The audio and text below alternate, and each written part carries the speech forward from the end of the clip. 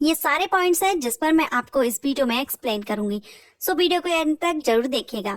Video start करने से पहले अगर आप चैनल को फर्स्ट टाइम विजिट कर रहे हैं तो चैनल को सब्सक्राइब कर लीजिएगा और बेल आइकन को प्रेस कर लीजिएगा ताकि नोटिफिकेशन आपको टाइम से मिल सकेगा जब करूंगी। चलिए अब हम वीडियो स्टार्ट करते हैं।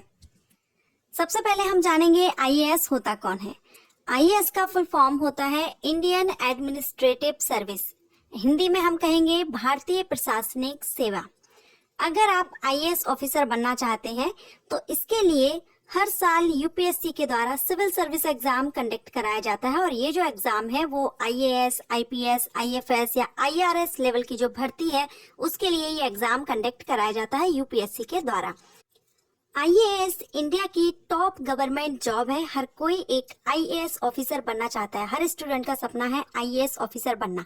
आईएएस ऑफिसर क्या है, किस पोस्ट पर रहते हैं, तो ये डिस्ट्रिक्ट मजिस्ट्रेट रहते हैं या कलेक्टर, कमिश्नर, जॉइंट सेक्रेटरी जो मंत्रियों के हैं, अंडर सेक्रेटरी, डिप्टी सेक्रेटरी, ये जो पोस्ट हैं वो आईएएस ऑफिसर को ही दी जाती हैं। इसके अलावा भी कुछ पोस्ट हैं, मैंने यहाँ पर आपको फॉर एग्जाम्पल के लिए कुछ ही पोस्ट यहाँ पर बताई हैं। सो ये आईएएस ऑफिसर रहते हैं। अब हम जानते हैं आईएएस ऑफिसर बनने के लिए एलिजिबिलिटी क्या होनी चाहिए। अगर आप आईएएस ऑफिसर बनना चाहते हैं तो इसके लिए आपका भारतीय नागरिक होना जरूरी है। आईएएस एंड आईपीएस ऑफिसर बनने के लिए आपका इंडियन सिटीजन होना जरूरी है। साथ ही आपकी क्वालिफिकेशन अगर देखें तो क्वालिफिकेशन में आपका ग्रेजुएशन जरूरी है। ये जो पोस्ट रहती है, ये जो भर्तियां की जाती हैं आईएएस, आईपीएस, आईएफएस, आईआरएस, इस लेवल की जो भर्तियां हैं इसमें आपका ग्रेजुएशन जरूरी है, क्योंकि ये जो एग्जाम है, जो भर्ती है वो यूपीएससी के द्वारा किए जाते हैं और यूपीएससी के द्वारा जो exam civil service exam conduct कराया जाता है उसके लिए आपका मिनिमम क्वालिफिकेशन ग्रेजुएशन होना जरूरी है। तो अगर आप आईएएस ऑफिसर बनना चाहते हैं सबसे पहले आपका ग्रेजुएशन कर लेना चाहिए। ग्रेजुएशन आपका जरूरी है, तभी आप ये एग्जाम दे सकेंगे। अब हम एज लिमिट अगर देखें तो कैटेगरीज वाइज यहाँ पर जनरल कैटेगरीज से अगर आप बिलोंग करते हैं तो आपका मिनिमम 21 एंड मैक्सिमम 32 साल है। 21 से 32 साल तक आप इसके एग्जाम दे सकते हैं। ओबीसी कैटेगरीज के लिए यहाँ पर 21 से 35 साल है एंड एससी एसटी कैटेगरीज से अगर आप बिलोंग करते हैं तो आप 21 से 37 साल तक एग्जाम दे सकते हैं। सो ये यहाँ पर कैटेगरीज वाइज एज लिमिट है। अब हम जानेंगे आपको कौन सा एग्जाम देना होता है। तो मैं पहले भी आपको बता चुकी हूँ वीडियो में, यूपीएससी के द्वारा, यूनियन पब्लिक सर्विस कमीशन के द्वारा सिविल सर्विस एग्जाम कंडक्ट कराया जाता है। अगर आप आईएएस ऑफिसर बनना चाहते हैं तो आपको ये एग्जाम देना होगा। सिविल सर्विस एग्जाम जो रहता है यूपीएससी के द्वारा कंडक्ट कराया जाता है, उसका जो सिलेक्शन प्रोसीजर है 3 स्टेप में रहता है। Pre exam, main exam and interview. ये हम सभी जानते हैं। जो आईपीएस, आईएएस या आईएफएस, आईआरएस बनने के लिए आपको ये 3 स्टेप से गुजरना होता है। इसके बाद ट्रेनिंग दी जाती है। तो यहाँ पर अगर हम प्री एग्जाम में देखें तो प्री एग्जाम में 2 पेपर होते हैं जिसमें आपका एक जनरल स्टडी का रहेगा, एक रहेगा आपका सीसेट। सीसेट आपका क्वालिफाइंग रहता है जिसमें 80 क्वेश्चन आते हैं। इसके मार्क आपके ऐड नहीं होते हैं मेंस के लिए, लेकिन जो जनरल स्टडीज का है उसमें 100 क्वेश्चन रहेंगे और इसके आपके मार्क्स काउंट किए जाएंगे। इसी के बेस पर आप आगे मेंस एग्जाम दे सकेंगे। अब हम देखते हैं मेंस एग्जाम में टोटल 9 पेपर होते हैं और टोटल 9 पेपर में से 2 जो पेपर रहते हैं वो लैंग्वेज के पेपर रहते हैं, लैंग्वेजेस के रहते हैं, जिसमें आप एक इंग्लिश का रहता है और एक आपकी जो लोकल लैंग्वेज है उसका रहता है। ये जो 2 पेपर हैं ये भी क्वालिफाइंग रहते हैं, मार्क्स इसके ऐड नहीं होते हैं, लेकिन बाकी के जो पेपर रहते हैं उनके मार्क्स ऐड होते हैं। जैसे कि उसमें एक ऐसे रहता है, 4 पेपर आपके जनरल स्टडीज के रहते हैं और 2 आपके ऑप्शनल रहते हैं। सो इस तरह से आपके टोटल 9 रहते हैं। उसके बाद आपका इंटरव्यू होता है। मेरिट जो आपकी तैयार की जाती है वो मेंस एंड इंटरव्यू के जो मार्क्स रहेंगे उसके बेस पर आपकी मेरिट तैयार की जाती है, फाइनल मेरिट। अब हम यहाँ पर जानेंगे अटेम्प्ट्स कितने रहते हैं, कितने बार आप ये एग्जाम दे सकते हैं। तो अगर आप जनरल कैटेगरीज को बिलोंग करते हैं तो आप 6 बार, 6 टाइम्स आप इसका एग्जाम दे सकते हैं। एग्जाम मींस आपको फॉर्म भरने पर आपका काउंट नहीं किया जाएगा। अगर आप इसका एग्जाम दे लेते हैं प्री एग्जाम, तभी आपका ये जो टाइमिंग है वो आपकी काउंट की जाएगी अटेम्प्ट्स। सेकेंड ओबीसी यहाँ पर 9 अटेम्प्ट्स हैं एंड एससी एसटी के लिए अनलिमिटेड है।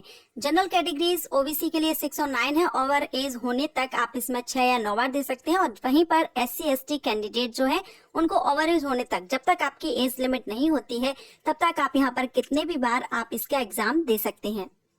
अब हम आगे जानेंगे अगर आप आईएएस ऑफिसर बनना चाहते हैं तो आफ्टर 12th आपको क्या करना चाहिए। तो मैं अपने पॉइंट ऑफ व्यू से अगर कहूँ तो आप आफ्टर 12th के बाद आप ग्रेजुएशन, क्योंकि ग्रेजुएशन जरूरी है यूपीएससी एग्जाम देने के लिए, आपको ग्रेजुएशन जरूरी है मिनिमम। तो मैं यहाँ पर आपसे कहूंगी आपका जिस भी सब्जेक्ट में इंटरेस्ट है, क्वेश्चन किए जाते हैं मुझे कि गवर्नमेंट जॉब के लिए मैं किस टाइप के कोर्स करूं, क्या प्रोफेशनल कोर्स ज़्यादा बेटर रहेगा गवर्नमेंट जॉब के लिए, या हम सिंपल ग्रेजुएशन कंप्लीट कर लेते हैं उसके बाद गवर्नमेंट जॉब हमको इजीली मिल जाएगी। तो मैं यहाँ पर कहना चाहूंगी दोनों ही कंडीशन अलग हैं। अगर आप प्रोफेशनल कोर्स करते हैं तो वो आप एक लाइन अलग हो जाती है, आप उसी फील्ड में आगे जाना चाहेंगे।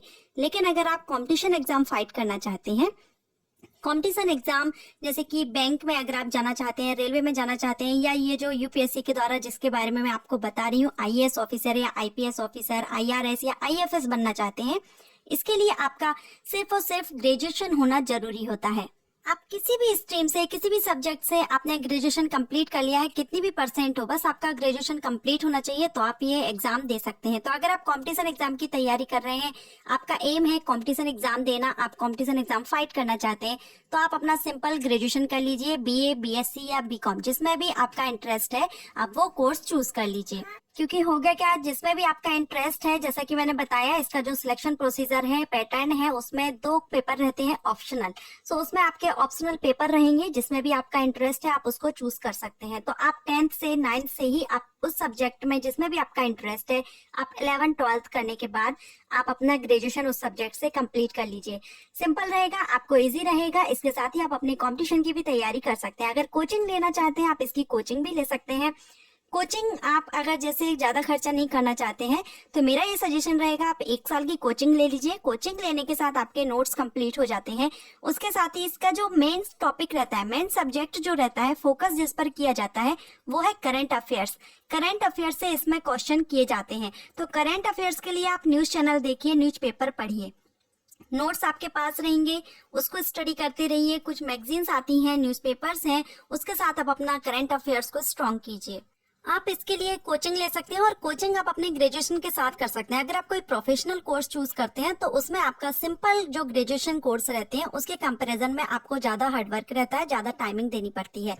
कई स्टूडेंट है, उनको लगता है कि साइंस सब्जेक्ट में इंटरेस्ट होते हुए भी अगर वो सोचते हैं कि आर्ट ले लें या कॉमर्स कर लें जिसमें प्रैक्टिकल वर्क नहीं रहता है तो हमको इजी पड़ेगा। लेकिन ये फिर भी मैं आपसे कहूंगी, आपका जिसमें भी इंटरेस्ट है साइंस में तो आप साइंस लीजिए, क्योंकि इसमें ऑप्शनल पेपर रहते हैं जिसमें आपको चूज करना होता है। तो जिसमें आपका इंटरेस्ट रहेगा आपको उसमें अच्छी नॉलेज रहती है, आपको इजी पड़ता है वो सब्जेक्ट।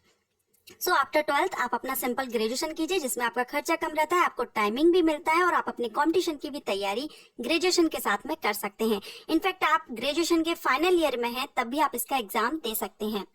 सो फ्रेंड्स, ये थी जानकारी आईएएस ऑफिसर बनने के बारे में। आप किस तरह से आईएएस ऑफिसर बन सकते हैं। आफ्टर 12th आपको क्या करना होगा, कौन से सब्जेक्ट चूज करने हैं, पूरी प्रोसेस क्या रहेगी, सारी जानकारी मैंने आपको इस वीडियो में दी। आशा करती हूँ आपको ये वीडियो पसंद आया हो। अगर हेल्पफुल रहा है तो वीडियो को लाइक कर लीजिएगा, चैनल को सब्सक्राइब करके बेल आइकन को प्रेस कर लीजिएगा ताकि नोटिफिकेशन टाइम से मिल सकेगा। Thank you.